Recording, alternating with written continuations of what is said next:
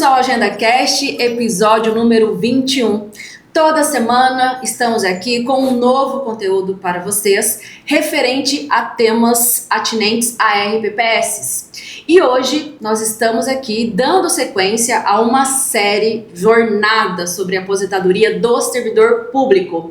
Falamos das emendas constitucionais e chegamos na última emenda constitucional, que é a 103 de 2019. E nesse episódio em específico nós falaremos somente das regras de aplicabilidade imediata referentes à aposentadoria, porque nós tivemos também aplicabilidade imediata na pensão por morte e outros detalhes. Mas hoje, como nossa série é sobre aposentadoria, vamos ter a aposentadoria.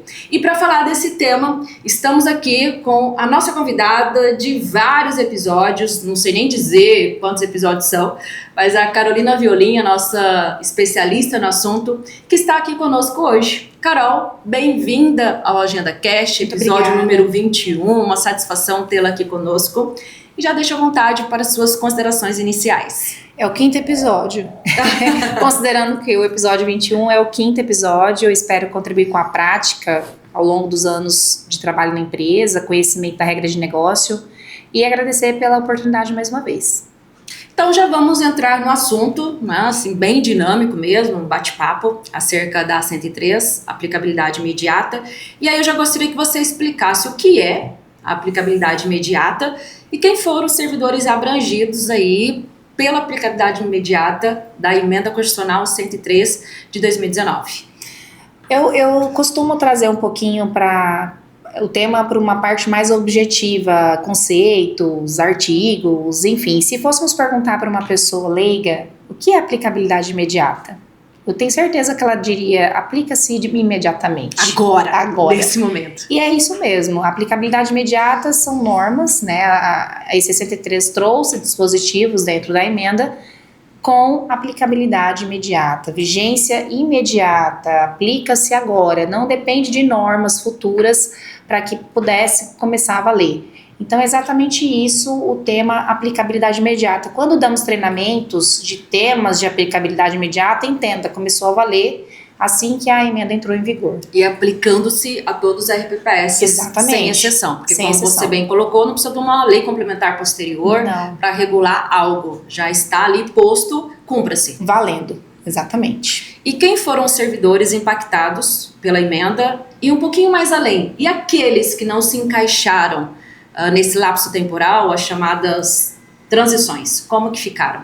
Os servidores admitidos após a emenda são os servidores que são abrangidos pela emenda, eles vão aposentar por regras permanentes, não existe regra de transição para eles, porque eles foram admitidos após a emenda. Existem regras de transições, porém será garantida para aqueles que já estavam na atividade. Entrou a emenda constitucional 103, eles não se encaixaram ali ainda, não tinham direito de aposentadoria, então vai possivelmente sobrar algumas regras de transição para poder enquadrar esses segurados. Quem são os abrangidos? Aqueles que foram admitidos após a emenda 103 e aqueles que não tinham direito de aposentar na vigência, né, na entrada em vigor dessa emenda constitucional. E a emenda constitucional ela trouxe mudanças em relação à idade mínima. Como que fica, Carol, aqueles servidores que entraram um pouquinho antes da reforma, já estavam com um certo planejamento e veio a reforma da Previdência 103 de 2019. Como que fica esses servidores com essas alterações da idade mínima que trouxe a 103? Então, a 103 trouxe realmente um requisito diferenciado de idade mínima, até porque não existe mais regra de aposentadoria por idade após a vigência da emenda 103. Aquela idade que tínhamos na emenda 41, acabou com a 103. Então agora é aposentadoria voluntária por idade e tempo de contribuição, as duas em uma única regra. A idade mínima de 62 para a mulher, antes 60, agora 62, o homem manteve os 65 anos de idade. Porém, o tempo de contribuição foi reduzido, 30 e 35, passou a ser 25 para ambos os casos, tanto feminino como masculino. Então teve essa diferenciação, aqueles segurados que estavam quase se aposentando, eles possivelmente podem se encaixar em regras de transição, e para aqueles que não estavam em atividade, que são os admitidos após, tem as regras de caráter permanente. Além disso, é importante deixar claro que essa questão do tempo de contribuição em 25 anos é para a regra permanente da 103, 25 anos, tanto para homem como para mulher. E importante também essa questão da idade, como eu havia dito no episódio anterior, a compulsória, ela aumentou a idade. A 103 também aumentou o requisito mínimo da idade, de 60 para 62 no caso das mulheres.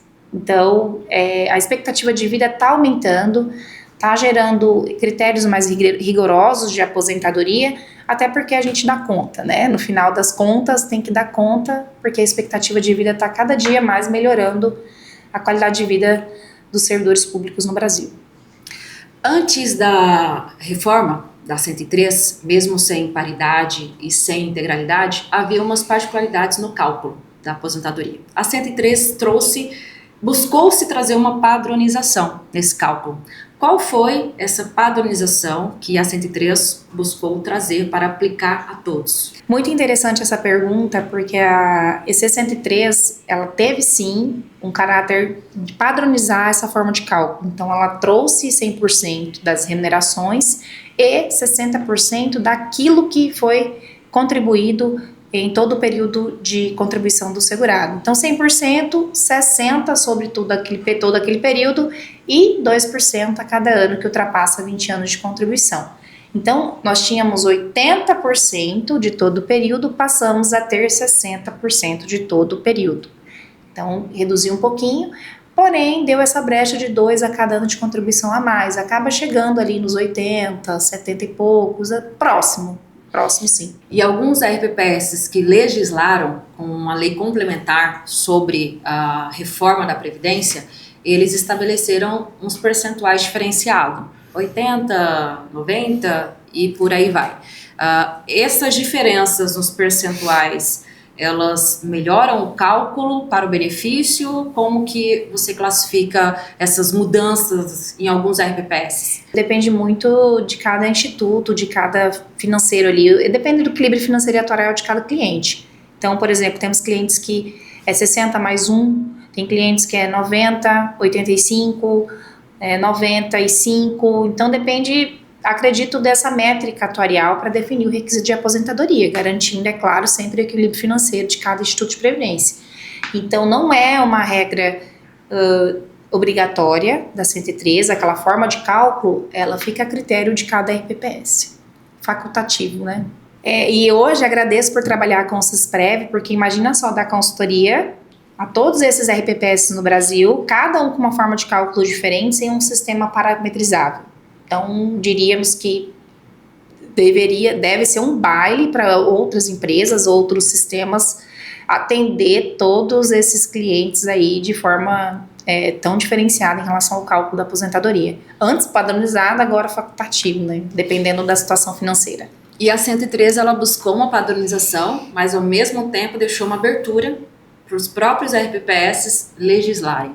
E aí, nessa dos RPPS, na sua lei complementar, eles trouxeram essas diferenciações, que aí é onde traz a dificuldade de quem presta consultoria e do próprio corpo técnico do RPPS, por ter que conhecer essas minúcias, esses detalhes, os cálculos, como funcionam, porque se você tem a 103, por exemplo, que traz ali um cálculo e todos os RPPS seguissem a 103, teria sim uma padronização. Mas como deixou essa abertura para os RPPS, aí nós tivemos muita criatividade, Bastante. Com muitas diferenças, e dos clientes que nós temos aí em todas as regiões do país, nós vemos essa diferença na prática. Sim, imagina só, para o cliente, quando tem uma norma nova, é complicado você começar a praticar, aprender, tem cursos, reuniões, debates jurídicos dentro do Instituto de Previdência. Agora imagina nós, empresa, consultoria, trabalhando com diversos institutos. Então, é claro que o sistema ajuda muito em relação a isso. Basicamente, é o nosso carro-chefe aí para poder se apoiar, né, em relação a isso. Estando parametrizado corretamente, vai ter o resultado correto Exato, também, exato. né? E aí facilita muito no dia a dia dos operadores ali, tanto do direito, quanto do próprio RPPS, os atendentes para uma simulação e as atividades ali para receber bem o servidor e dar as respostas que eles precisam a nível de regra para a aposentadoria. Nós tivemos ainda, Carol, em relação à Previdência Complementar. A IC 103 trouxe uma obrigatoriedade. Nós falamos na 41 que ela trouxe uma autorização, mas a 103 já veio obrigar, não mais uma autorização como foi a 41. Como que a 103 trouxe a Previdência Complementar para ser obrigado aí e de aplicabilidade imediata para os RPPS?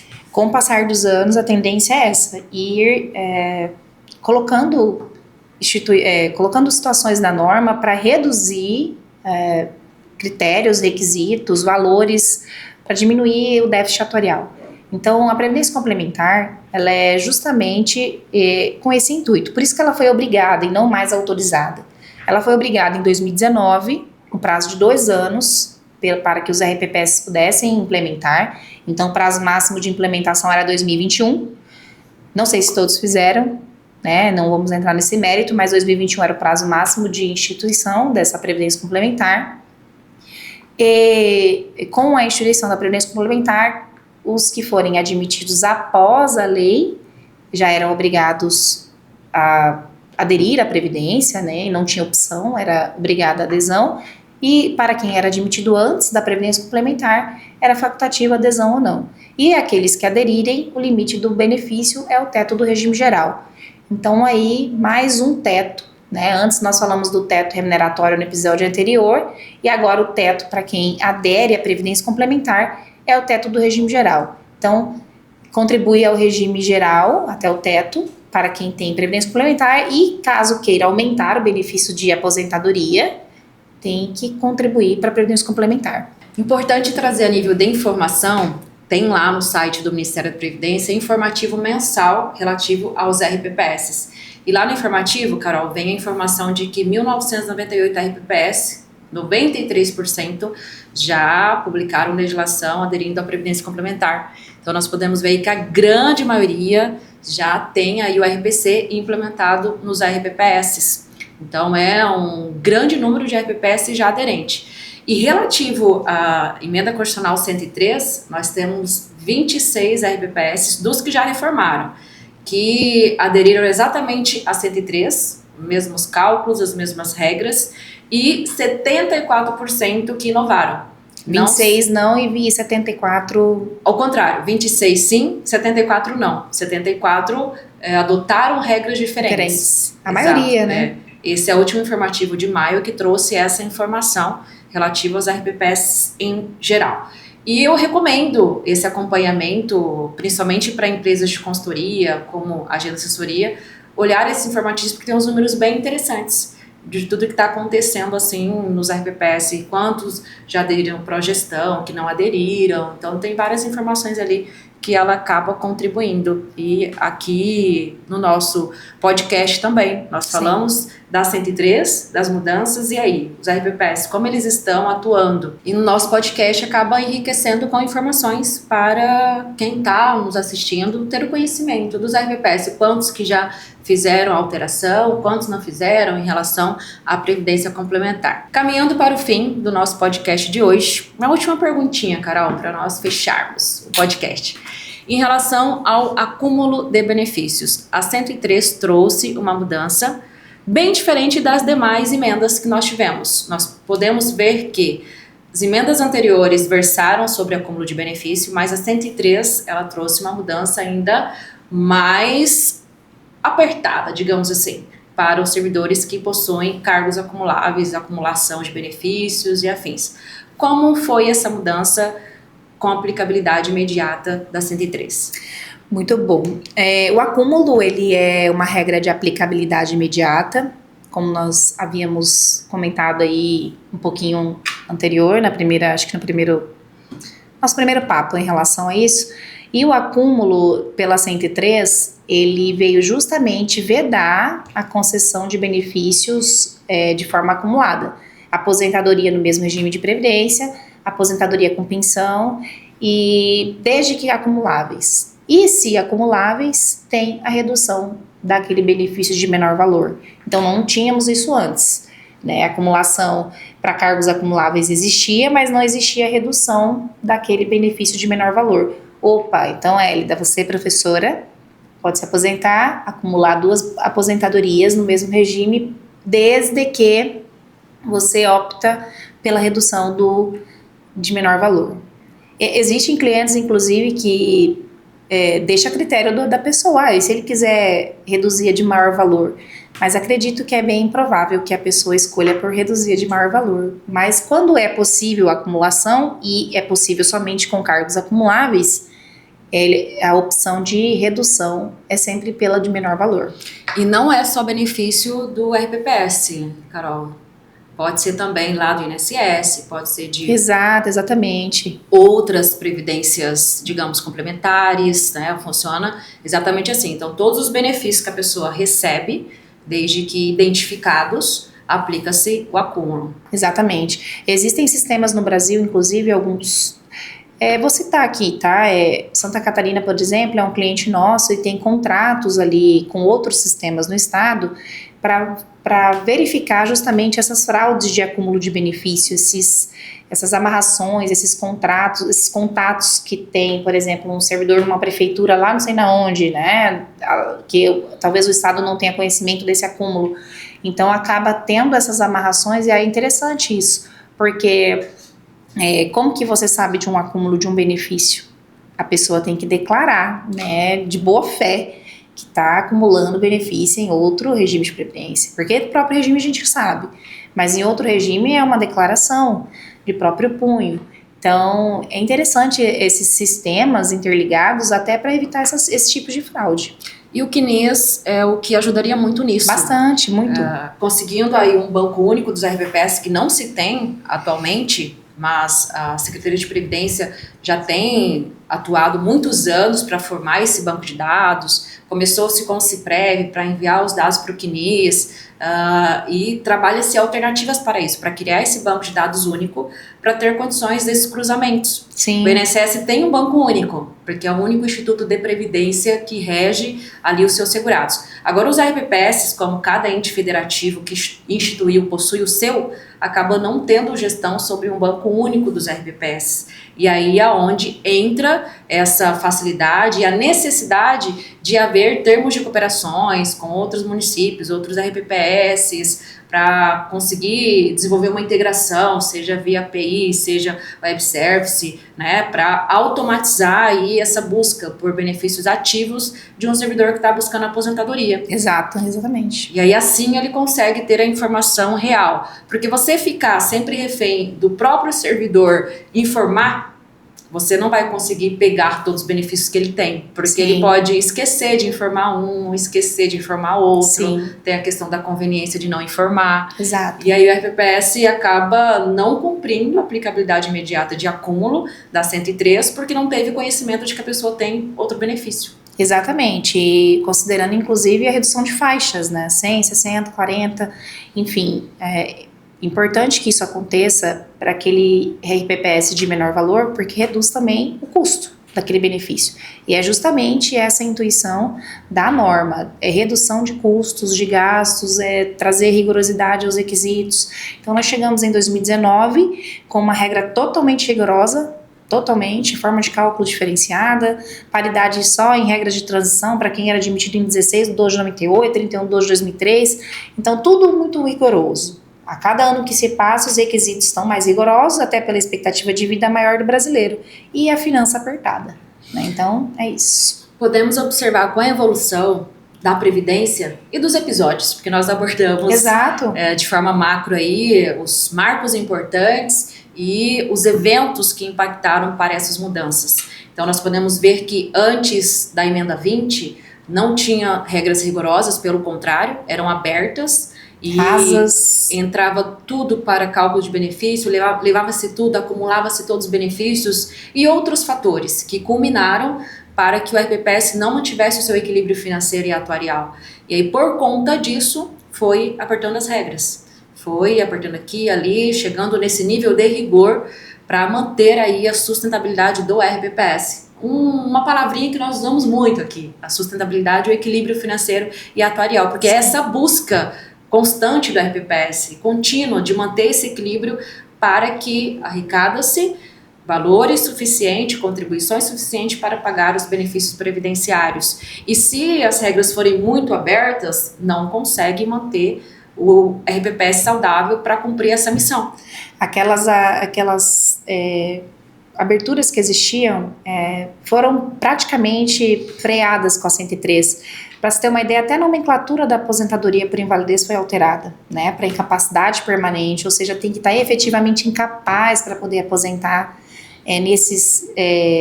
desses requisitos alheios à vontade do segurado. As aposentadorias todas pela média, todas com 60% daquilo que trabalhou a vida inteira, veja bem, 60%, e mais 2, né, aquilo que ultrapassar 20%, então você tem que ter trabalhado bastante para pelo menos ter 62%, digamos, né? Então foi requisitos rigorosos, a forma de cálculo que nós tratamos aqui é importante ter esse conhecimento, não é mais 80%, não tem mais nada sobre a empregabilidade da média, é exatamente isso. A regra permanente, ela veio frear todas as brechas que a norma havia de ter, né, deixado. O objetivo com essas mudanças é manter o RPPS vivo, digamos assim, considerando as mudanças também na demografia. Nossa, também, né? Perfeito. As pessoas passaram a viver mais, vivendo mais, o benefício paga-se por mais tempo. Sim. Então são vários fatores aí que influenciam. E aí é necessário essas mudanças para acompanhar essas situações que acontecem para que o RPPS consiga subsistir o tempo. Exatamente, Hélida. Esse é o objetivo da norma. Nosso AgendaCast de hoje fica por aqui. No próximo episódio nós falaremos da EC 103, fecharemos o tema das mudanças da EC 103 considerando as aposentadorias. Lembrando que teremos episódios falando da pensão por morte, que também sofreu mudanças. Fechando a 103, depois nós vamos entrar nas aposentadorias de forma mais detalhada, cada uma delas, para ficar bem claro e nós conseguirmos passar um pouquinho do que nós conhecemos sobre esses benefícios que são tão importantes e o produto final do RPPS, o objetivo do RPPS, que são as concessões de apostadorias, pensões, benefícios previdenciários. Carol, gratidão pela sua participação, pela brilhante explanação aqui do tema da EC 103, que é o nosso dia a dia nas atuações com os clientes, implantação e trabalhos que nós desempenhamos com os RPPS, ao tempo que eu te deixo à vontade para as considerações finais. Bom, agradecer pela oportunidade, deixar bem claro que o tema abordado hoje é de super relevância. Falamos sobre acúmulo, previdência complementar, falamos sobre a aplicabilidade imediata, falamos sobre a forma de cálculo trazida pela emenda 103 de 2019. Então, são temas relevantes, principalmente para quem trabalha na área, para quem tem interesse sobre o tema.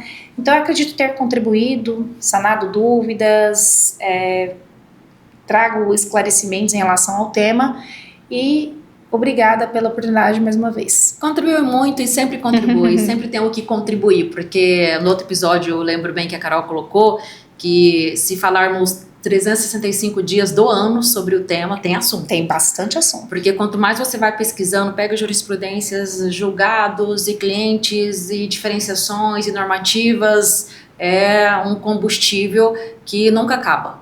Sempre tem como estar o carro rodando com o assunto, porque o tema é amplo e requer muitos debates para, às vezes, consolidar entendimentos. Esses relativos à reforma já estão praticamente consolidados, mas ainda assim surgem novas decisões judiciais, surgem situações que requer muito debate, muito estudo para implementar na solução tecnológica e o próprio RPPS ele implementar no seu dia a dia para chegar no resultado final. E o AgendaCast de hoje fica por aqui. Gratidão a você que esteve até o final desse episódio. Continue conosco nos próximos episódios que temos toda semana um conteúdo novo para compartilhar. E você que não segue a Agenda Assessoria nas redes sociais, siga-nos no Instagram, Spotify, YouTube. Para nós, o mais importante é conectar com vocês. Muito obrigada e até a próxima.